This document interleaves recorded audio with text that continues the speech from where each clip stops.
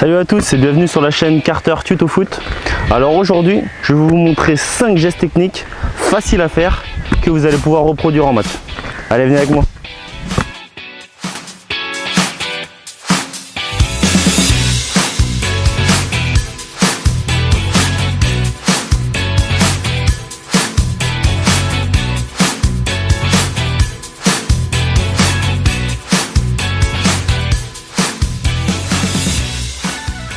Alors ça va être super simple. Le premier geste, tout le monde le connaît, c'est le passement de jambe. Donc on conduit sa balle, toujours un peu avec l'extérieur du pied. Et là, on va faire le tour du ballon d'un pied et on va partir à l'extérieur de l'autre. Très simple. Je le fais sur place. On va faire le tour du ballon avec le pied droit, si on est droitier. On a ce combi de balle pied droit. Et on va sortir extérieur pied gauche. Vous voyez? Et en fait, le fait de faire le tour de ballon,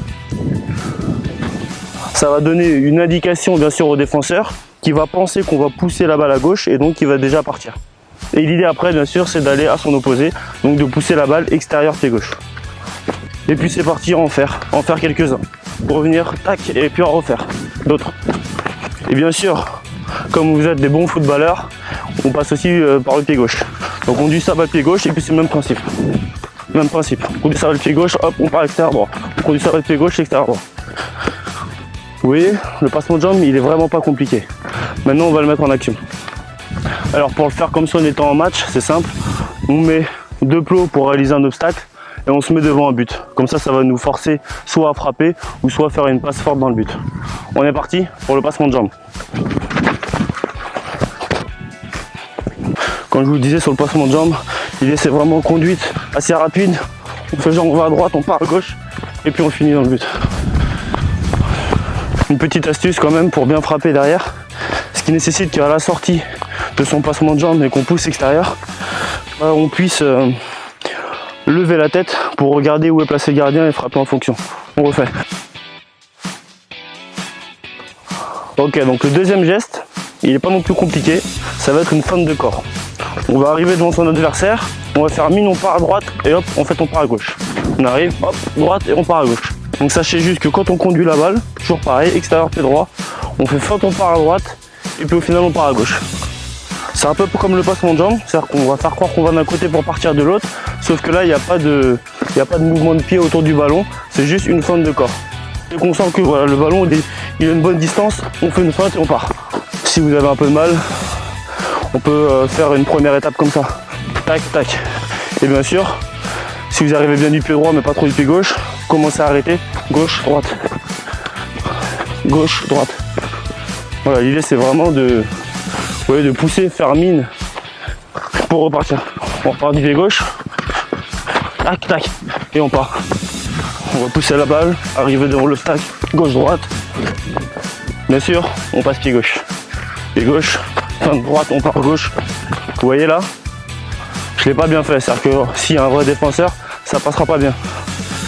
Parce qu'en fait, j'étais trop arrêté, mais j'ai pas assez poussé mon ballon. Si je pousse pas assez mon ballon, un défenseur, il va toujours pouvoir mettre sa jambe. Donc il faut bien contrôler. On y va pied gauche, bonne feinte, là on part. On a bien poussé le ballon et après on ajuste. Soyez exigeant avec vous-même. C'est-à-dire que si vous sentez que en match ça ne passera pas, refaites-le. Parce que si vous êtes trop gentil à l'entraînement, en match ça va pas passer. Et si en match vous perdez le ballon, vous allez perdre confiance en vous. Et qu'après vous allez plus tenter ces gestes là. Donc n'hésitez pas à être exigeant à l'entraînement. Et puis il y a un adage qui dit on joue comme on s'entraîne. Alors entraînez-vous fort parce que le match, il n'y aura pas de cadeau. Le troisième geste, ça va être la feinte de frappe. Regardez Ousmane Dembélé. L'idée c'est de conduire sa balle, de faire mine de frapper et puis après de taper le ballon avec cette surface là du pied, la surface avant, et de faire un contact sec avec le ballon. Ça va être hack et faire un contact sec pour que la balle parte de l'autre côté. À un moment, on se décale comme si on allait frapper. Il faut vraiment faire mine de frapper, c'est pour ça que c'est la feinte de frappe. Et un coup sec sur l'autre côté, le défenseur bascule et après on peut enchaîner soit pied gauche ou soit faire une passe. On y va. Déjà on déclenche la frappe, hop, et on repart. On déclenche, feinte et on repart. Sachez que plus la feinte va être accentuée, plus on va avoir ce mouvement de bras du corps qui donne l'impression qu'on va frapper, plus plus le défenseur va tomber dans notre feinte. C'est-à-dire que limite, il va peut-être même tacler. Et s'il tacle, c'est que vous avez gagné.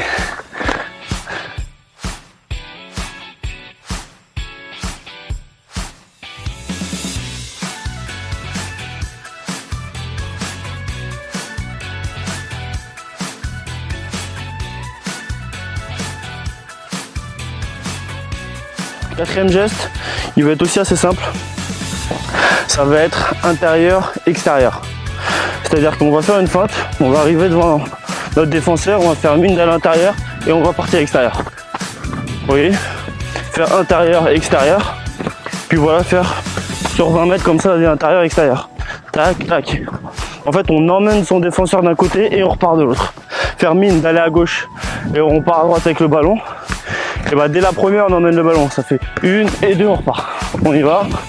Un défenseur, 1 et on repart à droite. C'est aussi un geste efficace. On garde toujours le ballon sur le pied. Donc c'est vrai qu'il est pas mal parce que c'est vrai que sur la fin de tout à l'heure, on n'a plus le ballon. Donc c'est vrai que si le défenseur tacle, il peut nous prendre la balle. Là, on l'a toujours dans le pied. On l'a toujours au niveau des pieds. Donc c'est vrai que si après, on doit s'arrêter, repartir, et bah on a toujours le contact. Donc c'est vraiment un très bon geste technique et en plus il est simple à réaliser.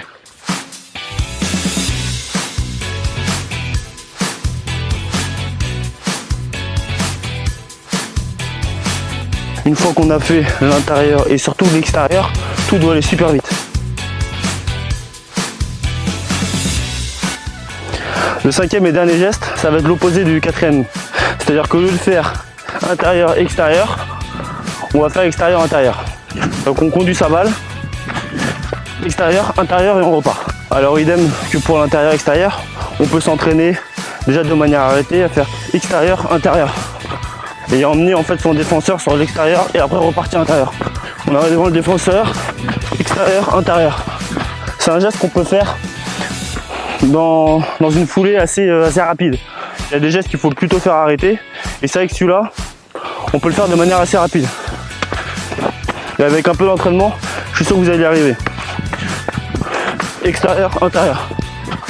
Et en plus, ce geste, il nous laisse dans une continuité de rapidité. Et c'est parfait parce que derrière, le défenseur va se retrouver un peu arrêté. Et le temps de repartir, vous serez déjà au loin, vous aurez déjà frappé, vous serez déjà en train de célébrer votre but.